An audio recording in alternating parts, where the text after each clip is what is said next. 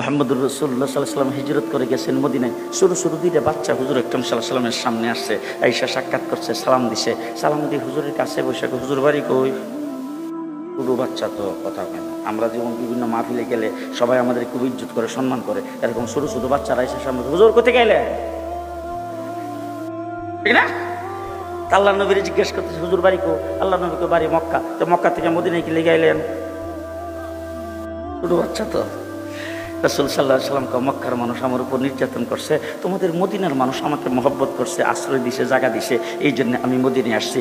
হঠাৎ করে বাচ্চাগুলি জিজ্ঞেস করে হুজুর আপনাকে যে মক্কায় নির্যাতন করছিল তাদের মধ্যে সবচাইতে বেশি নির্যাতন কেডা করছে? সুবহানাল্লাহ এখন বলা লাগবে না, সকালে নাস্তার পরে কইেন।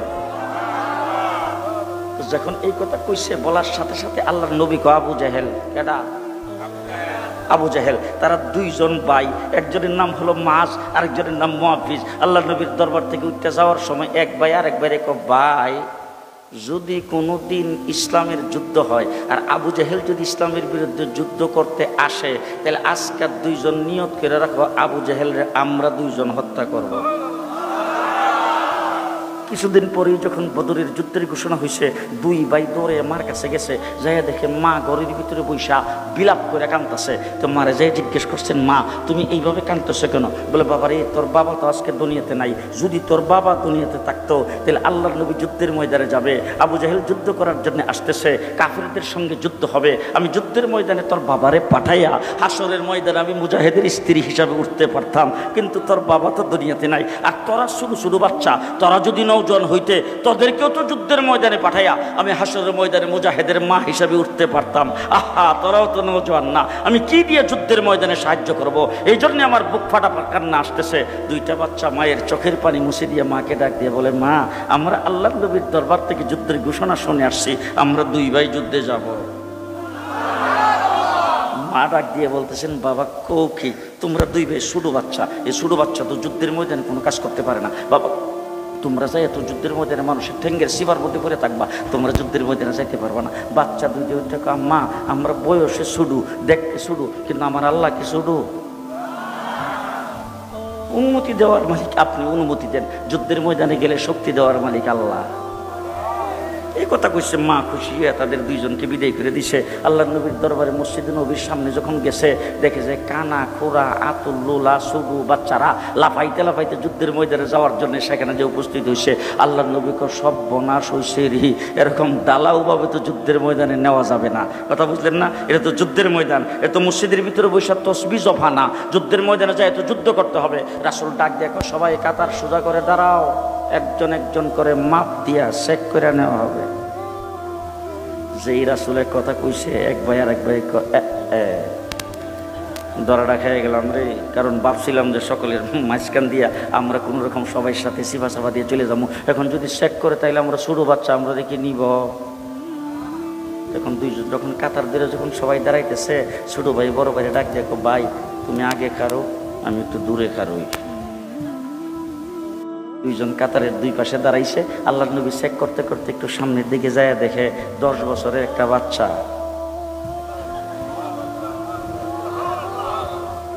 আল্লাহু আকবার, আস্তে কই না। আল্লাহর নবী ডাক দিয়ে জিজ্ঞেস করছেন বাবা এইভাবে কেন দাঁড়াইছো? বল হুজুর মাফে পড়বার লাগিয়া। তো বাবা শুনছি তোমার বাবা নাকি দুনিয়াতে নাই? বলে জি হুজুর। তাহলে তোমার বাবা দুনিয়াতে না থাকলে বৃদ্ধা মা ঘরে আছে? বলে জি। তুমি যাও যায় তো মার খেদমত করো, যাহাদের সব পাইবা। বাচ্চাটা চোখের পানি সেরে দেখো হুজুর মা এই হালাত কাঁদতে ছিল, মার কাছ থেকে আমরা বিদায় নিয়ে আসছি, মা আমাকে বিদায় দিছেন। আল্লাহ নবী ডাক দেখো তোমার মা তোমাকে যুদ্ধে যাওয়ার জন্য বিদায় দিছে? বলে হ্যাঁ। বলে ঠিক আছে তুমি যাও। বয়স কত? 10। যখন 10 বছরের বাচ্চারা যখন গ্র্যান্ডেড হয়ে গেল, এবার আল্লাহ নবীর সামনের দিকে চেক করতে করতে যায় দেখে 8 বছরের ছোট বাচ্চা হিডো কাতারে খাড়া। আল্লাহ নবী ডাক দেখো বাবা তুমি অত্যন্ত ছোট, তুমি কাতার থেকে সরে যাও, তোমাকে যুদ্ধের ময়দানে নেওয়া যাবে না। ছোট বাচ্চারা ডাক দেখো হুজুর একটু আগে আমার বড় ভাইয়ের অনুমতি দিছেন, দুই ভাই একসাথে মার কাছ থেকে বিদায় নিয়ে আসছি, হুজুর আমিও যুদ্ধের ময়দানে যাব।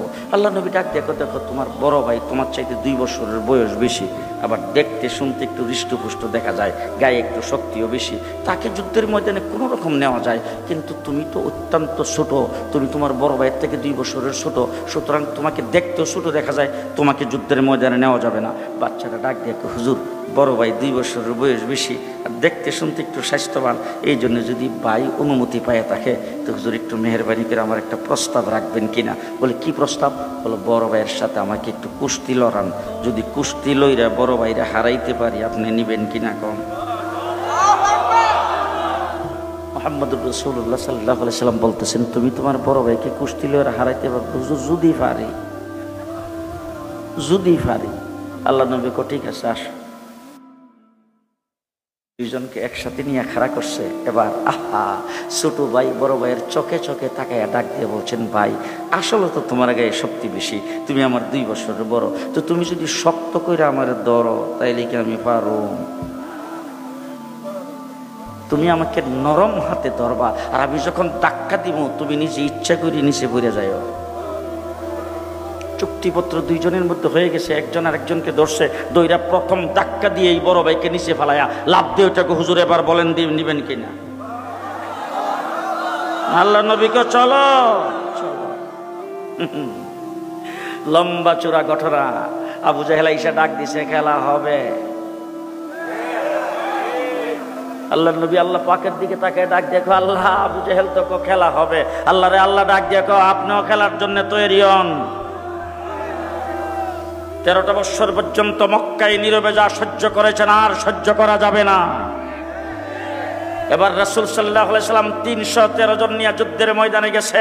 1000-এর বাহিনী, 1000-এর তলোয়ার, 1000 ঘোড়া। আল্লাহর নবীর সাথে ঘোড়া মাত্র 2টা, তলোয়ার 8টা। মানুষ কয়জন? 313 জনের মধ্যে যদি 8টা তলোয়ার ভাগ করে জনে কয়টা করে পড়ে? রাসূল সাল্লাল্লাহু আলাইহি সাল্লাম রমজান শরীফের 17 তারিখ শেষ রাত্রে সেহরি পেট ভরে খাইতে পারে নাই। যুদ্ধের ময়দানে রাসূল রমজান শরীফের মাস রোজাদার মানুষগুলিকে ছেড়ে দিয়ে আল্লাহর নবী আল্লাহর দরবারে হাত উত্তোলন করেছেন। আল্লাহ, এই 313 জন আমার জিন্দেগির ফসল, তারা যদি আজকে ধ্বংস হয়ে যায়, আগামী দিনে তোমার নাম লেনেওয়ালা কেউ থাকবে না। মুহাম্মদুর রাসূলুল্লাহ সাল্লাল্লাহু আলাইহি ওয়াসাল্লাম আল্লাহর দরবারে যখন কান্না শুরু করে দিয়েছেন, জিবরাইল আমিন এসে সামনে দাঁড়ায়, হুজুর আইছি। আল্লাহ নবী ডাক দিয়ে কয়, আইসো না? পাঠাইছে। বলে পাঠাইছে দেখি তো আইছে। বলে কি দিয়া পাঠাইছে? বলে আল্লাহ পাক আজকে কোনো উহি দেয় নাই, কোনো প্রকার আয়াত নাজিল করে নাই, কোরআন শরীফের কোনো আয়াত দিয়ে পাঠায় নাই। আল্লাহ সর্বপ্রথম আমারে ডাক দিয়ে কইছে, যুদ্ধের পোশাক পর। আহা, জিবরাইল আমিন আল্লাহকে ডাক দিয়ে বলেছেন, আল্লাহ যুদ্ধের পোশাক পরা মানুষের কাজ, ফেরেশতাদের কাম না। ফেরেশতাদেরকে তুমি যুদ্ধ করার জন্য বানাও নাই, মানুষকে যুদ্ধ করার জন্য বানাইছ। আল্লাহ ডাক দিয়ে বলেন, তোর কাম না যুদ্ধ করা, কিন্তু আজকে করা লাগবে। জিবরাইল আমিন হুজুর আকরাম সাল্লাল্লাহু আলাইহি ওয়াসাল্লামকে ডাক দিয়ে, হুজুর 3000 সাথে লইছি আর 5000 ওই সাহেব প্রতাপের এখানে আছে। সাহেব প্রতাপ না কইলে আপনারা বুঝতেন না। 5000 ওয়াইটিং আছে, 3000 সাথে আছে। আল্লাহর নবী কোন নাম? মুহাম্মদুর রাসূলুল্লাহ সাল্লাল্লাহু আলাইহি সাল্লাম 313 জন যুদ্ধের ময়দানে ছাড়ছেন। প্রচন্ড বেগে যুদ্ধ চলছে। হযরত আব্দুর রহমান ইবনে আউফ নাম তো জীবনে শুনছেন না বোধহয়? জি। আচ্ছা, আমি যে কথাগুলি বলতেছি আপনাদেরকে, এটা তো ইত্তেফাক পত্রিকার বিবৃতি,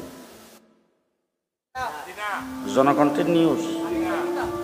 আল্লাহ, বুখারী শরীফ, বুখারী শরীফ। হযরত আব্দুর রহমান ইবনে আউফ দূর থেকে দেখে একটা উঁচা জায়গার উঁচা ঘোড়ার উপরে বৈশা আবু জাহেল বড় বড় হাক ডাক দিয়া যুদ্ধ পরিচালনা করতেছে। এইখানে মনে মনে ভাবতেছে, যদি সুযোগ পাই। হযরত আব্দুর রহমান ইবনে আউফ মনে মনে কি ভাবতেছে? যদি সুযোগ পাই। তবে আবু জাহেল যেহেতু 1000-এর বাহিনীর সেনাপতি, তার কি বডিগার্ড নাই? হ্যাঁ, তা আমি একা যদি তার উপর আক্রমণ করি, বডিগার্ড আমার ছেড়ে দিব? সুতরাং আক্রমণ করার জন্য শক্তিশালী কয়েকজন মুজাহিদ পাশে নিয়ে একসাথে হয়ে আক্রমণ করতে হবে। এই জন্য উনি ডাইনে বামে তাকাইছে শক্তিশালী কাউরে দেখে কিনা, ইশারা দিয়ে ওনার সঙ্গে দলটা বাড়ি করবে। এমন সময় দেখে দৌড় দিয়া দুইটা বাচ্চা এসে ওনার সামনে দাঁড়ায়া ওনার চোখে চোখে তাকায়, চাচা আবু জেহেল সাহেব রে চিনেন? হযরতে আব্দুর রহমান ইবনে আউফ ডাক দিয়ে কব, বাবা আবু জেহেল দিয়ে তোমরা কি করবে? বলে চাচা যদি চিনেন তাইলে আমাদেরকে একটু দেখাই দিয়েন, আমরা বাড়ির থেকে দুইটা নিয়ত করে আইছি। কয়টা নিয়ত? দুইটা। এক নম্বর নিয়ত হইল আজকে আমরা দুই ভাই আবু জেহেলকে জাহান্নামে পৌঁছাবো, এক নম্বর। আর যদি এইটা আল্লাহ পাক আমাদের দ্বারা কবুল না করে, দুই নম্বর নিয়ত করে আসছি আমরা দুই ভাই আজকে জান্নাতে প্রবেশ করব। বাস, হয়তো আবু জেহেল জাহান্নামে যাবে, নাইলে আমরা দুইজন জান্নাতে। দুইটা নিয়ত করে আসছি। হযরত আব্দুর রহমান ইবনে আউফ, বুখারী শরীফে আসছে, আব্দুর রহমান ইবনে আউফ আঙ্গুলের ইশারায় দেখাইছে, ও যে দেখা যায় এইটাই আবু জেহেল। দেখাইতে দেরি হয়েছে, বাস পাখির মতো দুইটা বাচ্চা আবু জেহেলের উপরে ঝাঁপাইয়ে পড়তে দেরি হয়নি।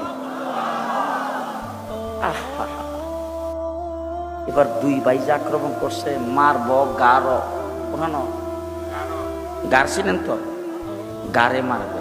এখন ওই শুরু তো বাচ্চার আবু জেহেল উষা গোড়ার উপরে বসা, আবু জেহেল মানুষটাও কিছু উষা ছিল, তো এখন ওই তলোয়ার দিয়া লাগাল পায় না। এক ভাই আরেক ভাইরে ডাক দেখো, ভাই এইভাবে ফালান যাইতো না, ঘোড়ার ফাউডে কেটে দে। বুঝছে না? এইভাবে ফালান যাইব না, ঘোড়ার ফাউডি কেটে দে। দিছে গোড়ার ফাও কেটটা, আবু জেহেল গোড়া সহ নিচে পড়ে গেছে। উপর চুপুরি কোবানি, উপর চুপুরি আক্রমণ দুই ভাই শুরু করেছেন। হযরত আব্দুল্লাহ ইবনে মাসউদ দূর থেকে দেখা দৌড়ে এসে বুকের উপর সোয়ার হয়ে কেল্লাটা কেটে নিয়েছেন। কাকে বলে আশিকে রাসূল? কাকে বলে আশিকে রাসূল? দুই ভাইয়ের এক ভাই আবু জেহেলের ছেলে আকরামা, আবু জেহেলের বডিগার্ড, তখন ইসলাম কবুল করে নাই, পরবর্তীতে ইসলাম কবুল করেছে। আকরামা এসে পেছন দিক থেকে আক্রমণ করেছেন। এক ভাইয়ের হাতটা পুরাটা কেটে গেছে, সামান্য একটু চামড়া লেগে আছে। আবু জেহেলকে হত্যা করার পরে যখন সামনের দিকে যুদ্ধ করার জন্য দূর দিয়েছে, তখন দেখে হাতটা নিচের দিকে লড়লড় করে। এটার জন্য দূর দিয়ে যুদ্ধের ময়দানে অসুবিধা হয়, এর জন্য নিজের হাতটাকে নিজের পায়ের নিচে রেখে টান দিয়ে ছিঁড়ে ফেলে যুদ্ধের ময়দানে রওনা হয়।